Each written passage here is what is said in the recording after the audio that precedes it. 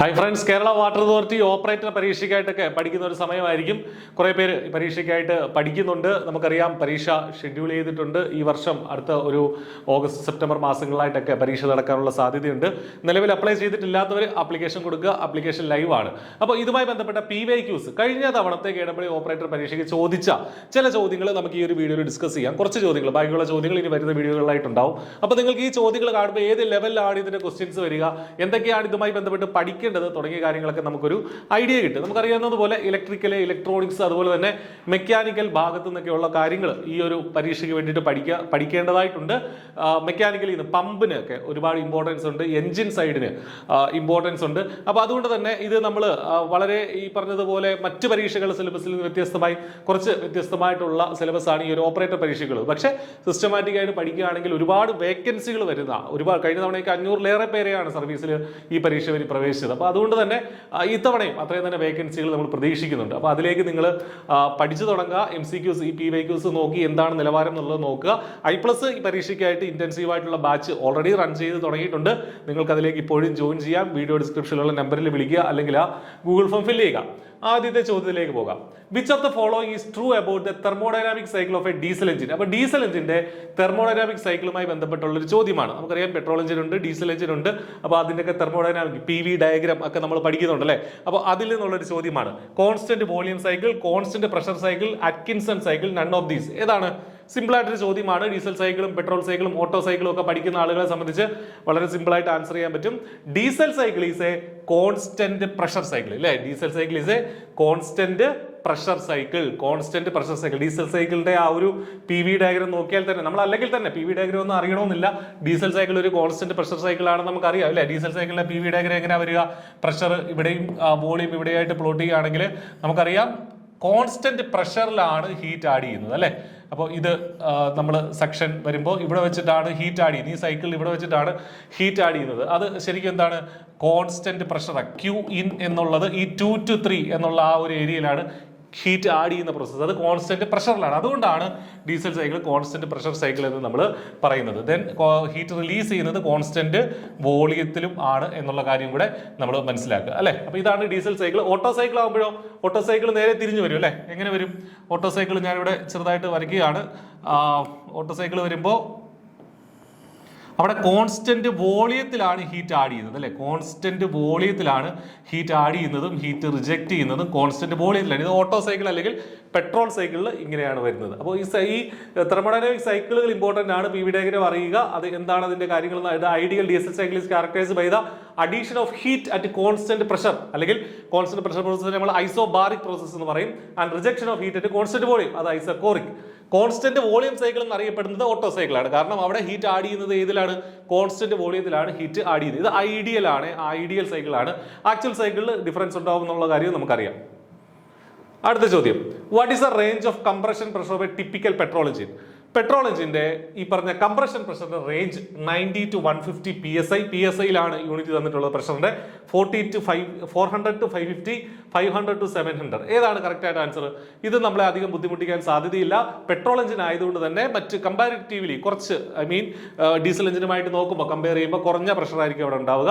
Answer option A, 90 to 150 PSI എന്നുള്ളതാണ്. Diesel engine ആകുമ്പോൾ അത് ഏതാണ്ട് 450 മുതൽ 700 വരെയൊക്കെ, 600 PSI വരെയൊക്കെ പോകാനുള്ള സാധ്യതയുണ്ട്. അപ്പോൾ പെട്രോൾ എഞ്ചിന് 90 to 150 PSI എന്നുള്ളതാണ് പെട്രോൾ എഞ്ചിന്റെ കംപ്രഷൻ പ്രഷറിന്റെ റേഞ്ച് വരുന്നത്.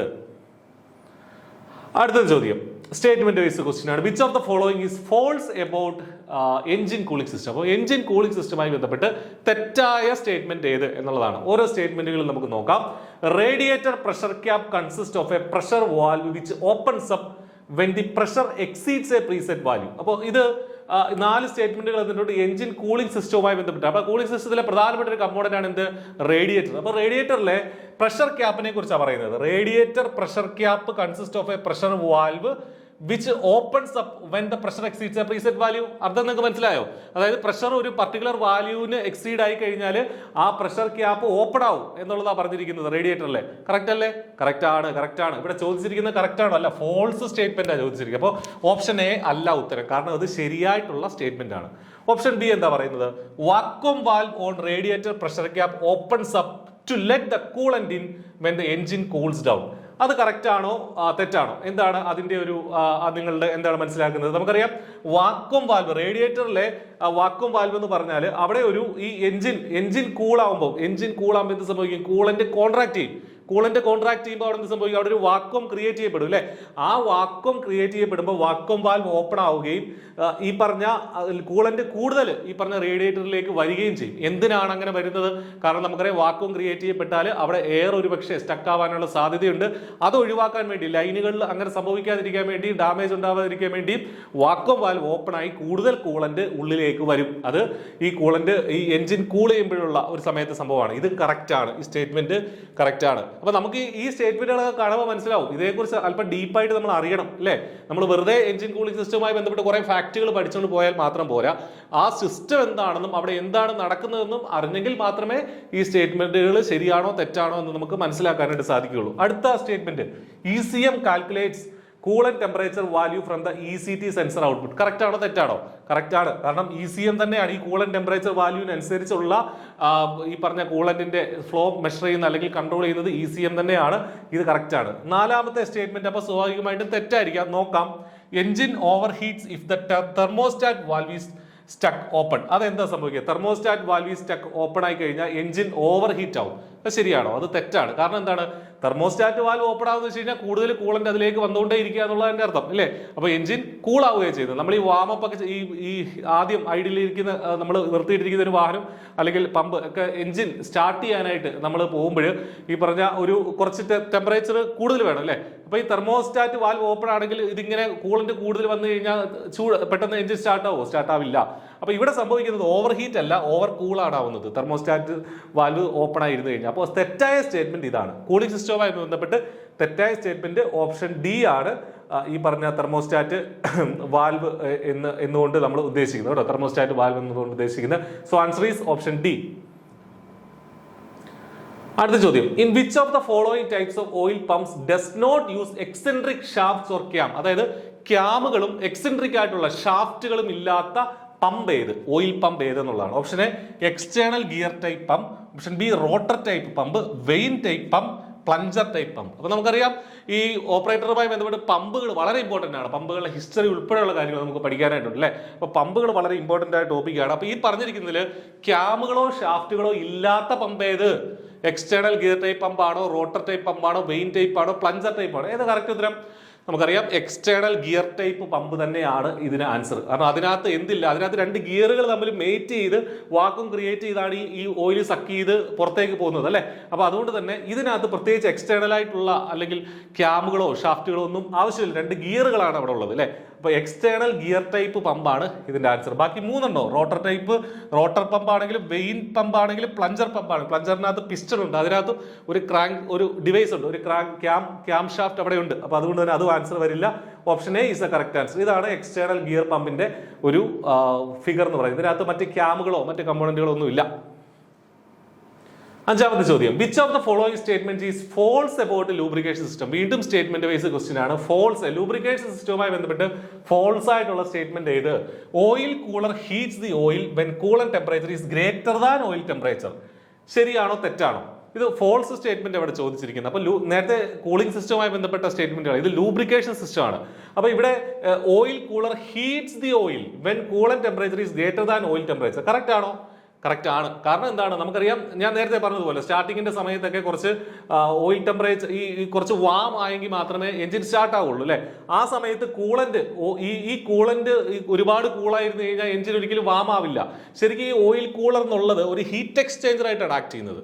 ഒരു ഹീറ്റ് എക്സ്ചേഞ്ചർ അല്ലെങ്കിൽ ടെമ്പറേച്ചർ റെഗുലേറ്റർ ആയിട്ടാണ് ആക്ട് ചെയ്യുന്നത്. അത് ചില സമയത്ത് ഓയിലിനെ ചൂടാക്കാനും അല്ലെങ്കിൽ ഓയിലിന്റെ ടെമ്പറേച്ചർ ഇൻക്രീസ് ചെയ്യാനും ഈ പറഞ്ഞ ഓയിൽ കൂളർ യൂസ് ചെയ്യാറുണ്ട്. അപ്പൊ അതുകൊണ്ട് തന്നെ ഇത് കറക്റ്റ് ആയിട്ടൊരു സ്റ്റേറ്റ്മെന്റ് ആണ്. ഈ പറഞ്ഞ ഓയിൽ ടെമ്പറേച്ചറിനേക്കാളും ഈ കൂളന്റിന്റെ ടെമ്പറേച്ചർ ഓയിൽ ടെമ്പറേച്ചറിനേക്കാളും കൂടുതലാണ്. അതായത് അതിന്റെ അർത്ഥം എന്താ? ഈ എഞ്ചിൻ ഓയിലിന്റെ ടെമ്പറേച്ചർ കുറവാണെങ്കിൽ ഈ പറഞ്ഞ ഓയിൽ കൂളർ എന്ത് ചെയ്യും? ഈ എഞ്ചിൻ ഓയിലിന്റെ ടെമ്പറേച്ചറിനെ ഒന്ന് കൂട്ടാനും സഹായിക്കാറുണ്ട്. അത് ശരിയായിട്ടുള്ള സ്റ്റേറ്റ്മെന്റ് ആണ്. രണ്ടാമത്തെ statement, all the oil reaching main oil galleries filtered in bypass oil filter system. ശരിയാണോ? അത് ഒറ്റ നോട്ടത്തിൽ വായിക്കുമ്പോൾ അത് ശരിയാണെന്ന് തോന്നുന്നില്ല. കാരണം bypass oil oil filter system എന്തിനാണ് യൂസ് ചെയ്യുന്നത്? ഈ ഓയിൽ ഗാലറിയിൽ എത്തുന്നതിന് മുമ്പ് ഓയിലിനെ ഫിൽറ്റർ ചെയ്യാൻ വേണ്ടിയിട്ട് തന്നെയാണ് bypass oil filter system use ചെയ്യുന്നത് അല്ലേ? പക്ഷെ അവിടെ ഒരു ക്യാച്ച് ഉണ്ട്, all the oil reaching main oil gallery. എല്ലാ ഓയിലിനെയും ബൈപ്പാസ് ഓയിൽ ഫിൽറ്റർ സിസ്റ്റത്തിൽ കൂടെ ആണോ കടന്നു പോകുന്നത്? അല്ല, ഒരു കുറച്ച് ശതമാനം ഓയിൽ മാത്രമേ ഈ ബൈപ്പാസ് ഓയിൽ ഫിൽറ്റർ സിസ്റ്റത്തിൽ കൂടെ കടന്നു പോകുന്നുള്ളൂ. ബാക്കിയുള്ളത് ഡയറക്റ്റ് ആയിട്ടാണ് ഈ ഓയിൽ മെയിൻ ഗാലറിയിലേക്കും നമ്മുടെ കമ്പോണൻസിലേക്കും എത്തുന്ന ഓയിൽ ഡയറക്റ്റ് ആയിട്ട് അങ്ങോട്ട് എത്തുകയാണ്. അത് ബൈപ്പാസ് ഫിൽറ്റർ സിസ്റ്റത്തിൽ കൂടെ പോകാറില്ല. കുറച്ച് ഓയിൽ ബൈപ്പാസിൽ കൂടെ പോകും, കുറച്ച് ഓയിൽ ഡയറക്റ്റ് ആയിട്ട് എത്തും അല്ലെ? ഓൾ ദി ഓയിൽ അല്ല. അപ്പൊ അതുകൊണ്ട് തന്നെ തെറ്റായിട്ടുള്ള സ്റ്റേറ്റ്മെന്റ് ഓപ്ഷൻ ബി തന്നെയാണ് എന്നുള്ളതാണ് നമ്മൾ മനസ്സിലാക്കേണ്ടത്. ഇനി അടുത്ത സ്റ്റേറ്റ്മെന്റ് നോക്കാം. Dry sump lubrication system uses a separate tank to store oil. Correct ആണ്. വെറ്റ് സമ്പ് ലൂബ്രിക്കേഷൻ സിസ്റ്റത്തിൽ സെപ്പറേറ്റ് ടാങ്ക് ഇല്ല. പക്ഷേ ഡ്രൈ സമ്പ് ലൂബ്രിക്കേഷൻ സിസ്റ്റം അതിന്റെ എഫിഷ്യൻസിക്കൊക്കെ വേണ്ടിയിട്ട് സെപ്പറേറ്റ് ടാങ്ക്, ഓയിൽ സ്റ്റോർ ചെയ്യാൻ സെപ്പറേറ്റ് ടാങ്ക് ഉണ്ട്. അടുത്തത് lubricant also helps in preventing blow by gases entering crankcase. അതും കറക്റ്റ് ആണ്. നമുക്കറിയാം സിലിണ്ടർ വോൾഡിനും എഞ്ചിൻ പിസ്റ്റൺ റിങ്സിനും ഇടയിൽ ഒരു ഓയിൽ ഫിലിയുമായിട്ട് എന്ത് ആക്ട് ചെയ്യും? ഈ ലൂബ്രിക്കന്റ് ആക്ട് ചെയ്യും. അതുകൊണ്ട് തന്നെ അത് എന്തിനാ ആക്ട് ചെയ്യുന്നത്? ഈ ബ്ലോ ബൈ ഗ്യാസുകൾ ക്രാങ്കേസിലേക്ക് പോകാതിരിക്കാൻ വേണ്ടിയിട്ടാണ് അങ്ങനെ ആക്ട് ചെയ്യുന്നത്. അപ്പോൾ അതുകൊണ്ട് തന്നെ ഇതും കറക്റ്റ് ആണ്. തെറ്റായ സ്റ്റേറ്റ്മെന്റ് ഓപ്ഷൻ ബി ആണ്. നേരത്തെ പറഞ്ഞതുപോലെ ലൂബ്രിക്കേഷൻ സിസ്റ്റത്തെ കുറിച്ച് അത്യാവശ്യം ധാരണയുണ്ടെങ്കിൽ മാത്രമേ ഇതും ആൻസർ ചെയ്യാനായിട്ട് പറ്റുള്ളൂ. ആറാമത്തെ ചോദ്യത്തിലേക്ക് നമുക്ക് പോകാം. ഇത് അതേക്കുറിച്ചുള്ള ഒരു എക്സ്പ്ലനേഷൻ ആണ്. Bypass oil filter system only a fraction of the total oil flow is diverted, filtered and then return to the oil sump. അങ്ങനെ തന്നെയാണ്. എന്നിട്ട് majority of the oil filter ചെയ്യാറില്ല. അതൊരു കോൺസ്റ്റന്റ് സഫീഷ്യന്റ് ഫ്ലോ നിലനിർത്താൻ വേണ്ടിയിട്ട് നമ്മൾ എല്ലാ ഓയിലും ഫിൽറ്റർ ചെയ്യാൻ പോയി കഴിഞ്ഞാൽ കറക്റ്റ് ആയിട്ടുള്ള ഓയിൽ ഫ്ലോ നടക്കില്ല. അപ്പോൾ അതുകൊണ്ട് തന്നെ കുറച്ച് ഓയിലേ മാറ്റി വെക്കുകയുള്ളൂ. ഇൻ എഫക്റ്റ് കുറേ സൈക്കിൾ കഴിയുമ്പോൾ മുഴുവൻ ഓയിൽ ഫിൽറ്റർ ആയി എത്തും എന്നുള്ളതാണ് അതിന്റെ ഒരു concept. Which of the following is false about fuel system?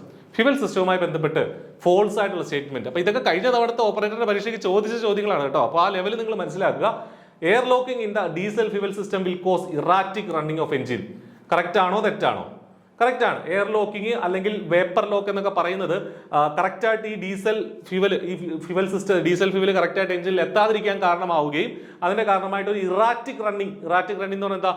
Correct smooth അല്ലാത്ത റണ്ണിങ്, എഞ്ചിന്റെ സ്മൂത്ത് അല്ലാത്ത റണ്ണിങ്ങിന് കാരണമാവുകയും ചെയ്യും. അപ്പൊ അത് ശരിയാണ്. രണ്ടാമത്തത് water in the fuel system might damage fuel injectors. അതും ശരിയാണ് അല്ലേ? കാരണം വെള്ളം കയറി കഴിഞ്ഞാൽ ഫ്യൂവൽ സിസ്റ്റത്തിൽ വെള്ളം കയറി കഴിഞ്ഞാൽ അത് പല കമ്പോണന്റുകളും ഈ പറഞ്ഞ ഫ്യൂവൽ ഇഞ്ചക്ടർ ഉൾപ്പെടെയുള്ള കമ്പോണന്റുകൾക്ക് ഡാമേജ് സൃഷ്ടിക്കും. അത് ശരിയാണ്. ആൻസർ അതല്ല, ഫോൾസ് ആണ് ചോദിച്ചിരിക്കുന്നത്. അടുത്ത ചോദ്യം, an engine can be started without the signal from the crank position sensor. അത് കറക്റ്റ് ആണോ? അതായത് CKP അല്ലെങ്കിൽ ക്രാങ്ക് പൊസിഷൻ സെൻസറിൽ നിന്നുള്ള ഇൻപുട്ട് ഇല്ലാതെ എഞ്ചിൻ സ്റ്റാർട്ട് ചെയ്യാൻ പറ്റും എന്നുള്ളതാണ് പറഞ്ഞിരിക്കുന്നത്. അത് തെറ്റാണ്. മോഡേൺ എഞ്ചിൻസിലെല്ലാം CKPയിൽ നിന്നുള്ള സിഗ്നൽസ് വരണം എങ്കിൽ മാത്രമേ എന്ത് ചെയ്യുള്ളൂ? ഈ പറഞ്ഞ എഞ്ചിൻ സ്റ്റാർട്ട് ആവുള്ളൂ. അപ്പൊ ഇതാണ് തെറ്റായ statement. Option C is the correct answer. False statement ചോദിച്ചിട്ടുള്ളത്. Option C is the correct answer. നാലാമത്തെ സ്റ്റേറ്റ്മെന്റ് എന്താ? Injection pressure in the CRDI engines vary from 200 to 2000 bars. അത് കറക്റ്റ് ആണ്. നമുക്കറിയാം CRDI സിസ്റ്റത്തിൽ വളരെ ഹൈ പ്രഷറാണ് എംപ്ലോയ് ചെയ്തിരിക്കുന്നത്. 200 മുതൽ 2000 ബാർ വരെ ആ പ്രഷർ പോകാം. അതും കറക്റ്റ് ആണ്. അപ്പോൾ തെറ്റായ സ്റ്റേറ്റ്മെന്റ് ഓപ്ഷൻ സി ആണ്. CKP ഇൻപുട്ട് ഇല്ലാതെ നമുക്ക് ഇത് എഞ്ചിൻ സ്റ്റാർട്ട് ആവില്ല എന്നുള്ളതാണ്. So option C is the correct answer. ഏഴാമത്തെ ചോദ്യത്തിലേക്ക് പോകാം. Which of the following type of pump needs to be more frequent overhaul frequency than others under similar operating conditions? അപ്പോൾ പമ്പുകളെ കുറിച്ചുള്ള ചോദ്യമാണ്. Submersible pump, vertical turbine pump, centrifugal pump. All of these pumps have broadly the same maintenance frequency.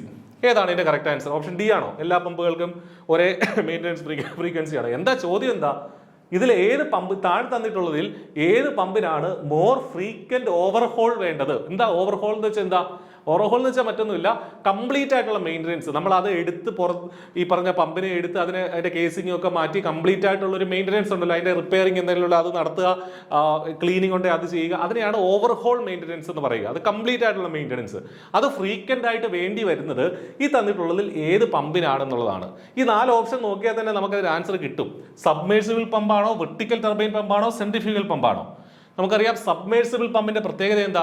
അത് വെള്ളത്തിനടിയിൽ മുക്കി വെച്ചിരിക്കുക അല്ലേ? വെള്ളത്തിനടിയിലാണത്. അതുകൊണ്ട് തന്നെ അതിന് കൂടുതൽ മെയിൻ്റനൻസ് എപ്പോഴും, കൂടുതൽ ഓവർഹോൾ എപ്പോഴും നമുക്ക് ചെയ്യേണ്ടി വരും. ബാക്കി എല്ലാ പമ്പുകളും ഗ്രൗണ്ടിലാണ് വെക്കുന്നത്, അത് വെള്ളത്തിനടിയിലല്ല, സബ്മേഴ്സിബിൾ ചെയ്ത് വെച്ചിട്ടില്ല.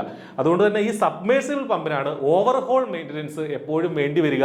അതുകൊണ്ട് തന്നെ option A is the correct answer കേട്ടോ. Option A is the correct answer. എട്ടാമത്തെ ചോദ്യം, which of the following is true about submersible? അപ്പോൾ സബ്മേഴ്സിബിൾ പമ്പുമായി ബന്ധപ്പെട്ട് മറ്റൊരു ചോദ്യമാണ്. ഏതാണ് കറക്റ്റ്? ട്രൂ ആണ് ഇവിടെ ചോദിച്ചിട്ടുള്ളത്, ഫോൾസ് അല്ല, ട്രൂ ആണ്. Single stage pumps are preferred over multi stage pumps in water wells and oil wells. അത് കറക്റ്റ് ആണോ? സിംഗിൾ സ്റ്റേജ് പമ്പാണ് മൾട്ടി സ്റ്റേജ് പമ്പിനേക്കാളും പ്രിഫർ ചെയ്യുന്നത്. അത് കറക്റ്റ് ആണ്. കാരണം എന്താണെന്ന് വെച്ചാൽ ഈ സബ്മേഴ്സിബിൾ പമ്പിൽ മൾട്ടി സ്റ്റേജ് പമ്പുകളുണ്ട്, പക്ഷേ അത് വളരെ കോംപ്ലിക്കേറ്റഡ് ആയിട്ടുള്ള സിസ്റ്റമാണ്, വളരെ കോംപ്ലിക്കേറ്റഡ് ആണ്, വളരെ കോസ്റ്റ്ലി ആണ്. അപ്പോൾ എക്കണോമിക്കലും എഫിഷ്യൻറ്റുമായിട്ടുള്ളത് സിംഗിൾ സ്റ്റേജ് പമ്പ് തന്നെയാണ്. നമുക്ക് ഡീപ്പ് വെല്ലൊക്കെ വരുമ്പോൾ മൾട്ടി സ്റ്റേജ് വേണ്ടി വരുമെങ്കിലും പൊതുവേ പറയുമ്പോൾ സിംഗിൾ സ്റ്റേജ് സബ്മേഴ്സിബിൾ പമ്പാണ് ഏറ്റവും എഫിഷ്യൻ്റ് ആയിട്ടുള്ളത്. അത് കറക്റ്റ് ആണ്, ട്രൂ ആണ്. They are centrifugal pumps operating in A vertical position. അത് കറക്റ്റ് ആണോ? Option B. സബ്മേഴ്സിബിൾ പമ്പ് പഠിച്ചവർക്ക് അറിയാം, അതും കറക്റ്റ് ആണ്. കാരണം സെൻട്രിഫ്യൂഗൽ പമ്പ് തന്നെയാണ്, അത് മൊത്തത്തിൽ കേസിങ്ങിലൊക്കെ പൊതിച്ച് വെക്കുന്നതേ ഉള്ളൂ, അത് വെർട്ടിക്കൽ പൊസിഷനിലാണ്. അതും കറക്റ്റ് ആണ്. Option B is the correct. Option B is correct. മൂന്നാമത്തെ option, the energy conversion taking place at a pump diffuser is kinetic energy into pressure energy. നമുക്കറിയാം സെൻട്രിഫ്യൂഗൽ പമ്പിൽ എന്താ ഈ പറഞ്ഞ എനർജി കൺവേർഷൻ എന്താ സംഭവിക്കുക? ഇമ്പല്ലർ വഴി ഒരു കൈനറ്റിക് എനർജി ഉണ്ടാവും, ഒരു കൈനറ്റിക് എനർജി ഇമ്പാർട്ട് ചെയ്യും, അതിനുശേഷം അതിന് പുറത്ത് ഒരു വൊല്യൂട്ട് കേസിംഗ് ഉണ്ട് അല്ലേ, ആ കേസിങ്ങിനെയാണ് നമ്മൾ ഡിഫ്യൂസർ എന്ന് പറയുക സിംഗിൾ സ്റ്റേജ് സെൻട്രിഫ്യൂഗൽ പമ്പ് ആണെങ്കിൽ. അപ്പോൾ അതിന് അല്ലെങ്കിൽ ഈ സബ്മേഴ്സിബിൾ പമ്പ് ആണെങ്കിൽ അതിൽ എന്താ സംഭവിക്കുക? ഈ ഡിഫ്യൂസറിൽ അല്ലെങ്കിൽ ആ വൊല്യൂട്ട് കേസിംഗിൽ എന്താ സംഭവിക്കുക? കൈനറ്റിക് എനർജിനെ എന്താക്കി മാറ്റും? പ്രഷർ എനർജി ആയിട്ട് മാറ്റും. അതും കറക്റ്റ് ആണ്. ഓപ്ഷൻ സി കറക്റ്റ് ആണ്. അപ്പോൾ D all are true. Option correct answer all are true എന്നുള്ള ഉത്തരമാണ് കറക്റ്റ് ആയിട്ടുള്ള answer. Option D is the correct answer. 9ാമത്തെ ചോദ്യം, which of the following is false about jet pumps? Jet പമ്പുകളെ കുറിച്ചുള്ള ഒരു ചോദ്യമാണ്. ജെറ്റ് പമ്പ് നമുക്കറിയാം വെള്ളം ഉപയോഗിച്ച് തന്നെ ഒരു വാക്വം ക്രിയേറ്റ് ചെയ്ത് അതിന്റെ ബലത്തിൽ ഈ വെള്ളത്തെ സക്ക് ചെയ്ത് പുറത്തേക്ക് പോകുന്നതിനാണ് ജെറ്റ് പമ്പ് എന്ന് നമ്മൾ പറയുക അല്ലേ. It has no reciprocating parts. അത് തെറ്റാണോ ശരിയാണോ? അത് ശരിയാണ് അല്ലേ. ജെറ്റ് പമ്പിൽ റെസിപ്രോക്കേറ്റിംഗ് പാർട്സ് ഇല്ല, റെസിപ്രോക്കേറ്റിംഗ് ആയിട്ടുള്ള പാർട്ട് ഇല്ല. ഇതല്ല ഉത്തരം, ഫോൾസ് ആ ചോദിച്ചിട്ടുള്ളത്. The motor and pump cannot be offset from the well. അതോ? അത് തെറ്റാണ്. കാരണം എന്താ? ഈ പറഞ്ഞ ജെറ്റ് പമ്പിന്റെ മോട്ടോർ പമ്പ് അസംബ്ലി പുറത്തായിരിക്കുന്നത്, ഗ്രൗണ്ടിലായിരിക്കുന്നത്, ബാക്കിയുള്ള താഴേക്ക് ഇരിക്കുന്ന മറ്റ് നോസിൽ മറ്റു കാര്യങ്ങളൊക്കെ അല്ലേ. അപ്പൊ അതുകൊണ്ട് തന്നെ ഇതാണ് തെറ്റായിട്ടുള്ള സ്റ്റേറ്റ്മെന്റ്. ഓപ്ഷൻ ബി ആണ് തെറ്റായിട്ടുള്ള സ്റ്റേറ്റ്മെന്റ്. ഓപ്ഷൻ സി എന്താ? Suction pipe is connected to the nozzle chamber. അതും കറക്റ്റാ. സക്ഷൻ നോസിലിന്റെ ബിഫോർ അപ്പുറ ആയിട്ടാണ് ഈ പറഞ്ഞ സക്ഷൻ ചേംബർ അവിടെ വരുന്നത്. അപ്പൊ അതുകൊണ്ട് തന്നെ ഓൾ ആർ ഫോൾസ്. അപ്പൊ ഇതല്ല ഉത്തരം. ഓപ്ഷൻ ബി ആണ് കറക്റ്റ് ആയിട്ടുള്ള ആൻസർ. അവിടെ ഓഫ്സെറ്റ് ചെയ്ത് ഇരിക്കാൻ പറ്റില്ല എന്നുള്ളതാണ് ഇതിൽ പറയുന്നത്. ഓഫ്സെറ്റ് ചെയ്ത് വെക്കാൻ പറ്റും, വെല്ലിൽ തന്നെ വെക്കണമെന്നില്ല, മാറ്റി വെക്കാൻ പറ്റും എന്നുള്ളതിന്റെ അർത്ഥം ഈ pump and motor assembly. Last ക്വസ്റ്റ്യനിലേക്ക് നമുക്കൊന്ന് പോകാം. Crowning of pulleys are done for. ഈ വീഡിയോയിലെ ലാസ്റ്റ് ക്വസ്റ്റ്യൻ ആണ്. നമുക്ക് അടുത്ത ഒരു വീഡിയോയിൽ ബാക്കിയുള്ള ക്വസ്റ്റ്യൻസ് ഡിസ്കസ് ചെയ്യാം. അപ്പൊ ഇത് സിമ്പിൾ ആയിട്ട് ചോദ്യമാണ്. ക്രൗണിങ് ഓഫ് പുള്ളി എന്തിനാ ചെയ്യുന്നത്? പുള്ളീസിന്റെ ക്രൗണിങ് എന്താ ചെയ്യുന്നത്? Better belt life, lesser chance of belt running off, less belt slips, none of these. ഏതാണ് കറക്റ്റ് ആൻസർ? ഇവിടെ ആക്ച്വലി നമുക്കറിയാം ക്രൗണിങ് ഓഫ് പുള്ളിയുടെ ക്രൗണിങ് എന്ന് വെച്ചാൽ എന്താ? പുള്ളീസിന്റെ അവിടെ ഉള്ള ഡയമീറ്റർ, സെൻട്രലിലെ ഡയമീറ്റർ കുറച്ച് ഇൻക്രീസ് ചെയ്യുന്ന പരിപാടി തന്നെയാണ് അത് പറയുന്നത്. എന്തിനാ ചെയ്യുന്നത്? Lesser chance of belt running off ആണ്, അത് തന്നെയാണ്. പക്ഷെ ഓപ്ഷൻ സിയും കറക്റ്റ് ആയിട്ട് വേണേ പറയാം അല്ലേ. ബെൽറ്റ് സ്ലിപ്പ് കുറയ്ക്കാൻ വേണ്ടി കൂടെ ആണ് അത് ചെയ്യുന്നത്. പക്ഷെ കൂടുതൽ ആക്യുറേറ്റ് ആയിട്ടുള്ള ആൻസറും PSC ആൻസർ കൊടുത്തിരുന്നതും ഓപ്ഷൻ ബി തന്നെയാണ്. Lesser chance of belt running off എന്നുള്ളതാണ്. അപ്പോൾ ഇവിടെ ആൻസർ ഓപ്ഷൻ ബി ആണ്. ഓക്കെ, അപ്പൊ നമുക്ക് കൂടുതൽ ചോദ്യങ്ങളുമായിട്ട് അടുത്തൊരു വീഡിയോയിലേക്ക് കാണാം. അപ്പോൾ ഈ ഒരു ലെവലിലാണ് ക്വസ്റ്റ്യൻസ് വരുന്നതെന്ന് മനസ്സിലാക്കുക. അങ്ങനെ തന്നെ പഠിക്കുക. All the best. Thank you.